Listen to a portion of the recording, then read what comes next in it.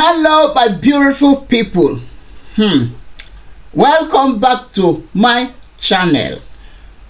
Does it mean Dangote fuel is not enough for Nigeria to consume, or does it mean Dangote fuel is not enough for Nigeria consumption? Why is it that Nigerians are still importing fuel out of Nigeria? So, my beautiful people, welcome back to my channel. If you are seeing me for the first time, my name is Joyce Anyanwu. Thank you very much for always coming back to watch my video. Please, if you have been watching and you have not yet subscribed, do me a favor to subscribe, like this video, share if it is possible. So I will be talking bring to you the analysis on channel TV, as Mr. Kevin Emmaunel will be speaking on this fuel increase, rising fuel costs or increment in fuel.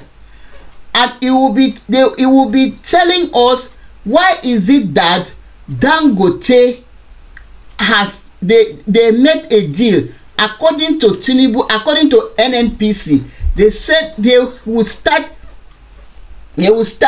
giving Dangote fuel. So why is it that they are still importing fuel outside the country, outside Nigeria? So my people, let's just watch and listen carefully what Mr. Kevin Emmaunel have to say in this matter. Thank you. And joining us to help us have an understanding with this is economist Mr. Kelvin Emmaunel. Mr. Emmaunel, thank you so much for coming on the program. Good morning. Thank you so much for having me. Yes, indeed. I'm sure that, you went to bed reflecting on the new price reality as far as petrol is concerned.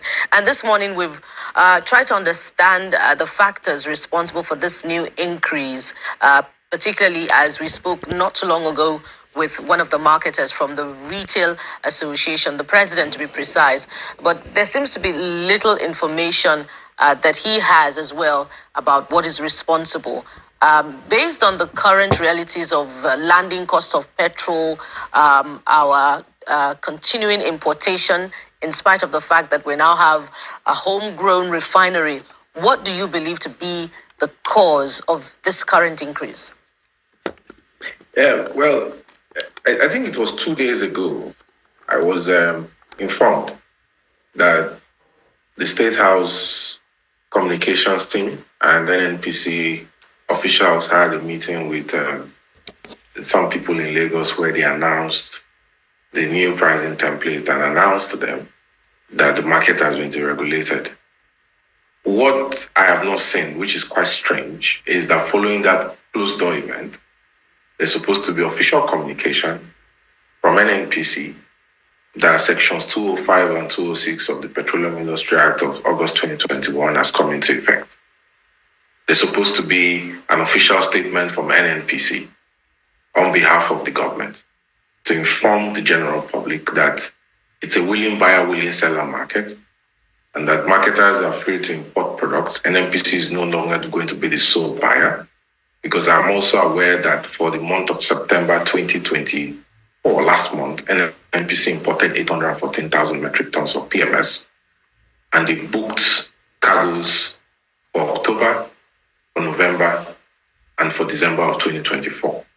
So the question now becomes, number one, the questions I have for the government and the questions that we should ask that will inform this current increase is, number one, at the current price, recommended retail price of PMS in Nigeria, Nnpcl is no longer subsidizing petrol.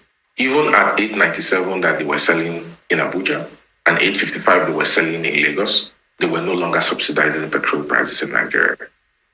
Because if you look at the pricing template for PMS, what the refinery actually gets is ex-refinery price and a premium.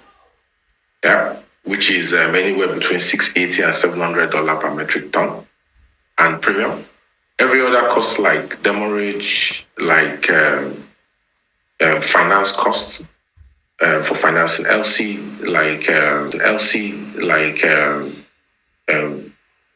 throughput and shuttle, and then costs that they build in like Nnpcl fee, margin distribution is solely on the government. Anywhere between 28 and 31 cents per litre is solely on the government, not on the refinery. Okay, so the question that we need to ask the government is, why is the government still booking cargoes to come to Nigeria when you have a refinery in Lagos that can supply Nigerians through daily consumption? Because I maintain that it's cheaper for the government to work with the Dangote refinery than to import cargoes to Nigeria because of the landing cost of importing the Dangote refinery and work under the Naira based sales swap arrangement than for the government to import cargoes into Nigeria that has issues of quality control. So the impact of this development is that you're going to see an immediate effect on prices. And now, the last time we spoke, we were talking about the central bank and the decision of the MPC to raise MPR by 50 basis points, despite the fact that there was a 2 months consecutive slowdown in the rate of increase in inflation. Now we see the wisdom in the MPC deciding that they were going to raise by 50 basis points despite that slowdown because they preempted this decision. Maybe they had knowledge of what was going to happen, and they, like they said, it's better for us to increase the MPR. I was just made to know by someone who is close to me last night that he needs to borrow money for his business at 37.5% interest, and the bank is offering him a 4 months moratorium. And he's going to have to start paying about 4.8 million naira interest, by the 5th month. Now, that's the reality of businesses today. Businesses are going to have to borrow at anywhere between 35 and 40% interest. The question is, how do they survive? How are they going to turn a profit? And they're going to pass on this to consumers because as you have the RRP for PMS go up, you're going to see it reflect in inflation.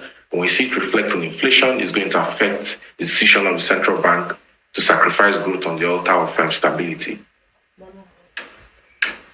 So, I'm sure you have heard this question over and over again. What then is the advantage of Dangote refinery if the only round of purchase was that the NNPC took from it some weeks ago and it hasn't been buying us? Does it then mean that Dangote is exporting what it is daily producing? Yes, number one, let me answer the question. The advantage of Dangote is that NNPC, for example, is owing traders international crude oil and then bringing PMS. Because of the many obligations it has, it for a while wasn't able to give them crude oil and get the PMS like it usually does. And so those debts piled up, right? Now, the advantage of working with Dangote is that you don't have a situation where your largest crude oil refiner, commercial refiner in Nigeria, is having to go to the market to source FX to import crude oil from Brazil and the United States, like he was. Okay? So you take that pressure away from the FX market, which is very good. Number two, the advantage of working with him is that if you give him crude oil feedstock in Naira, you can enter an arrangement like the technical subcommittee had proposed, and they're signing an MOU, where he can give you back PMS of equivalent value at a Naira fix, right? That is very important because then the Platts system of gasoline pricing doesn't come into play. If you give him crude oil in dollars, he has to sell back to you in dollars, and then you have the exchange rate forces controlling the price. If you give him crude oil in Naira, he can peg the Naira rate at which he's giving you back PMS.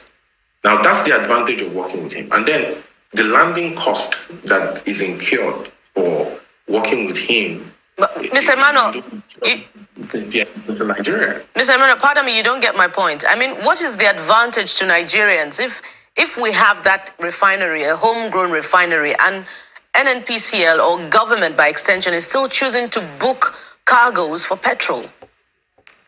No, so now the advantage, we don't have any advantage of, because the government is deciding not to work with Dangote. That's why we're not enjoying the advantage of Dangote refinery in Lagos. If the government, keeps its promise and it does more than it says, because I insist, the government, the minister sent out the press release where he said that the partnership with the Dangote refinery has begun. But the question we have to ask is, as we speak today, as the government started delivering the 12 million barrels of cargoes that it promised the Dangote refinery for the month of October, that's the question. Okay, has it really started implementing the partnership it said? That's the question we have to ask. So if the government is not taking advantage of the refinery by, working with the refinery to do what it says it will do, then the Nigerians are not going to feel the impact. Because the message that the government is sending to Nigerians is that it started working with Dangote, but you're not seeing any impact. When that is not the reality, the government is saying one thing and is doing another.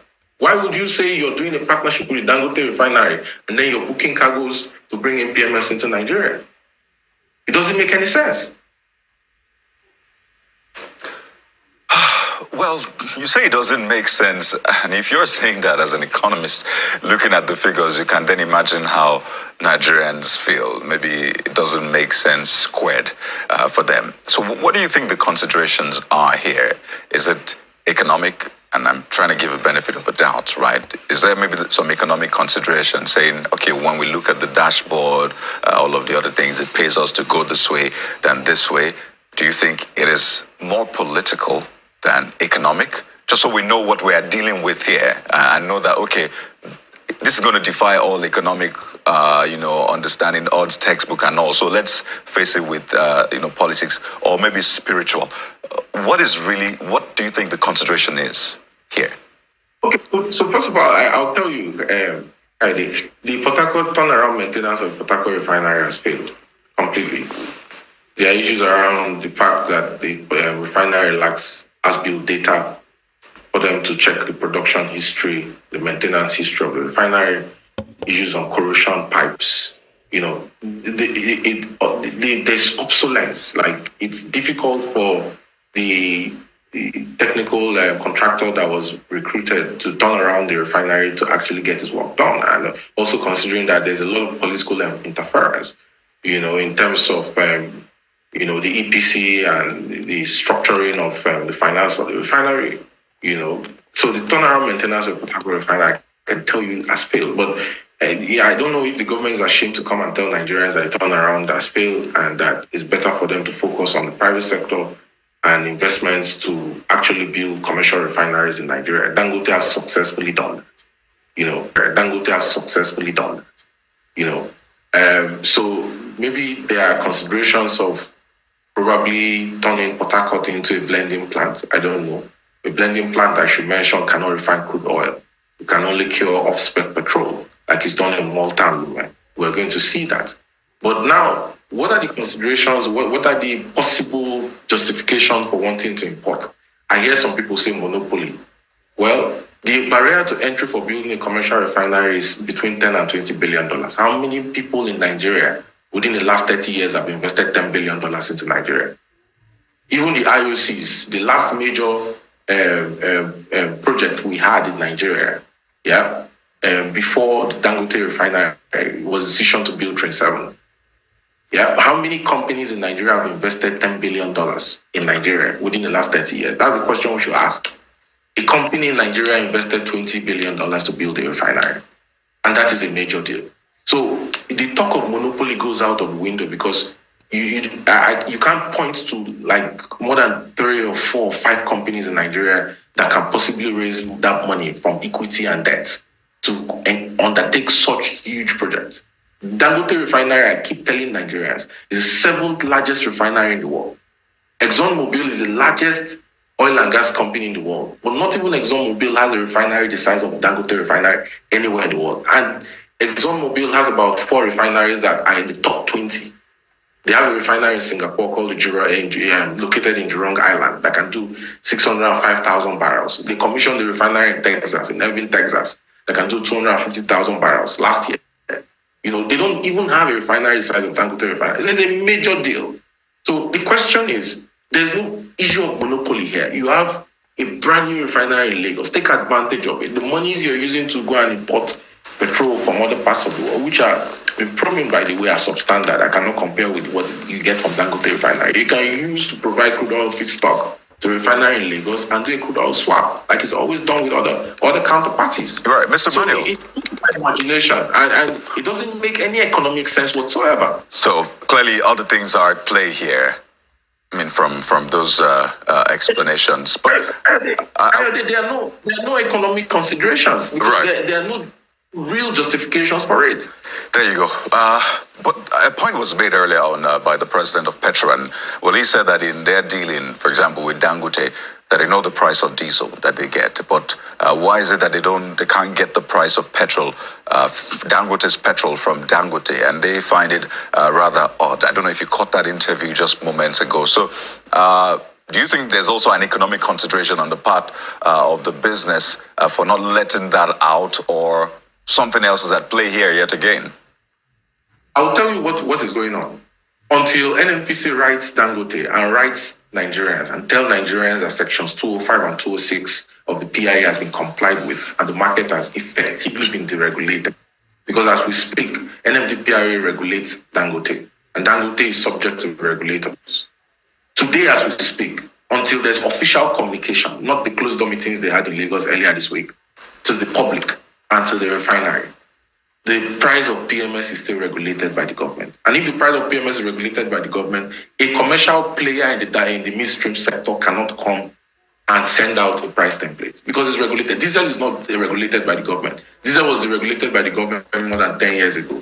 Jet A1 was regulated by the government more than 10 years ago. So of course the refinery can produce price on that. But for PMS, the market is still regulated because there's not been any official communication. But Mr. Emmaunel, is it cheaper for the Nnpcl to import and settle its debt to its creditors, that it has incurred over time, or these considerations that we're talking about? What they were importing, which is it has issues of quality control because when the test was done, it showed that the sulfur level was over 1,500 ppm and the octane level was below like 85. The landing cost, they said, was 1,106 naira per liter.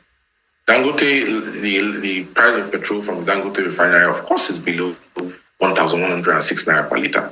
So if, for example, you're getting petrol, ex-refinery price, and even when you build in all your finance costs, because when they were lifting from Dangote, they didn't have the cash to pay, so they had to go to a bank, mortgage, and the throughput costs and your Nnpcl inspection fee, distribution, even when you build all of that into the pricing template, it was still well below what the Nnpcl claimed they were landing PMS at. So the question is, why land PMS at over 1,100 naira per liter, then apply a subsidy to Nigerians that costs the government? Because when you apply a subsidy, you have to use the revenues that Nnpcl generates from upstream to defray the cost, and you don't pay the government dividends. When you can buy petrol at a cheaper price from the Lagos refinery. The economics, the math doesn't math. It's not mathing. Well, Mr. Emmaunel, quickly. So let's also understand the supply angle of it. So there's the regulation, the law, the pricing, but the supply bit. How much is Dangote able to produce and supply Nigeria? Because Mr. Gillis-Harry also mentioned it, right? How much is Dangote able to supply? If our consumption is 40 million, can Dangote meet 40 million? Clearly would need to, make up for the difference in some way. And since Port Harcourt refinery is not working, there also have to be some sort of importation. Don't you agree? Well, so, right now the refinery, I'm aware, is able to do about 30 million liters per day. Is it 30 or 10? 30 million liters a day. Of petrol? 30 million. Yes, of petrol, yes. Nigeria can do, consumes, the true consumption of Nigeria 35 million liters per day. That's the true consumption. I know in the past I've mentioned that our consumption over the last 20 years came from about 21 million liters per day, and has grown steadily at between 7 and 12% compound average growth rate. And it doesn't make sense that your consumption all of a sudden jumps by 300% over the last 10 years. The data doesn't add up. There's no data to back it. There's no empirical evidence, like you say, to back up that sudden jump in increase, except there is foul play. But the refinery is ramping up its capacity, and by Christmas, well, insiders have said that, well, it's doing 10 million or so and not 30 million. So is that the goal by December, Absolutely. or that's what it is now? Absolutely not true.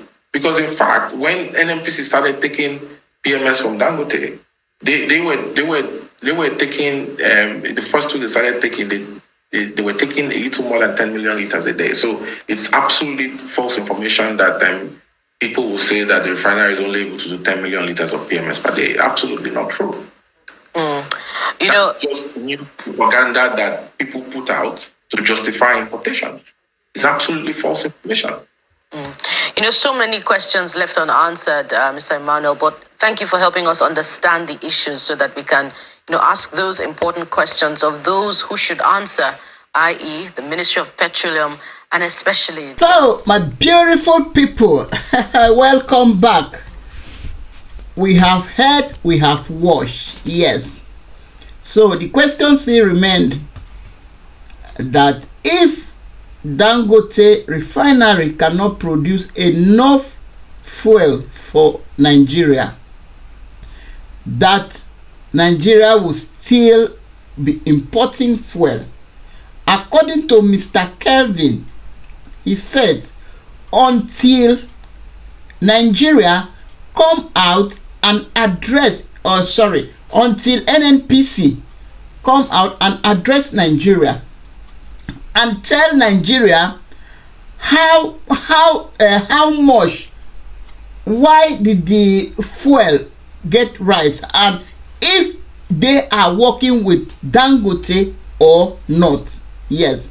So he made a lot of points that if Nnpc work with Dangote, it will be easier for Dangote to produce enough fuel for Nigeria consumption, instead of Nigeria leaving Dangote going out to import fuel, which is very, very expensive.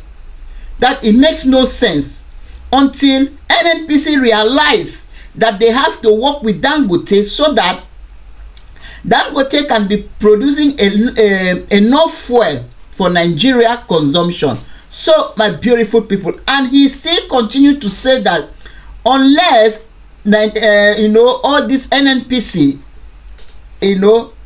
come out openly, address Nigeria, they have to talk to Nigeria how the fuel, what is happening, how many barrels of fuel are they producing a day, how much it fuel is. They have already increased the fuel. A liter now is 1,030 naira. Yes. So they need to come out and address Nigeria, not holding their meetings in a closed door. So, my beautiful people,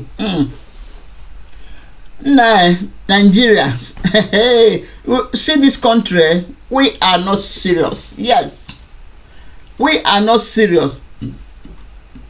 If Nigeria know that working with Dangote would help, why are they importing, or they don't want Dangote to know the secret, or what? I don't really understand. Does it mean that they don't want Dangote to know their secret, what has been going under, or what they have been doing? Because I don't see why you people have, according to this Mr. Kevin, he said Dangote refinery is one of the biggest refinery in the world. So if Nnpc can work with Dangote, that he is sure that Dangote can produce fuel that will that will be enough. But instead of them working, they make a promise that they will start working with Dangote. Up till now, they have not done that. Instead, they are still going out to import fuel. Who does that? I don't know what they are hiding, because it makes no sense for you living your own living your own person. that is getting that same thing that you are going out to import. My people, I don't understand what is happening. Oh, I don't understand. Corruption in Nigeria is too much. It's just too much. They are not just transparent at all. They are just doing what they feel like doing. They will just sit, they will just do indoors meeting, and they will just come out and make their own decision. They don't care how we feel, how the masses feel, how the poor people on the street feel. They don't care. It doesn't even bother them. They only sit indoor and, you know, just talk what will favor them. What they will know that yes, this one will favor us, and they will just come out and do it. That is how Tinubu just wake up immediately they enter that seat. He just announced that the fuel subsidy has been removed. While some people are saying that there is nothing like fuel subsidy has been removed, there is still fuel subsidy.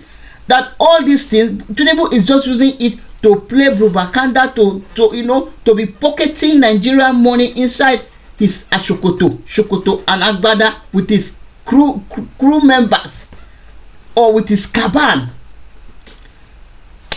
My people, Nigeria matter. We are tired.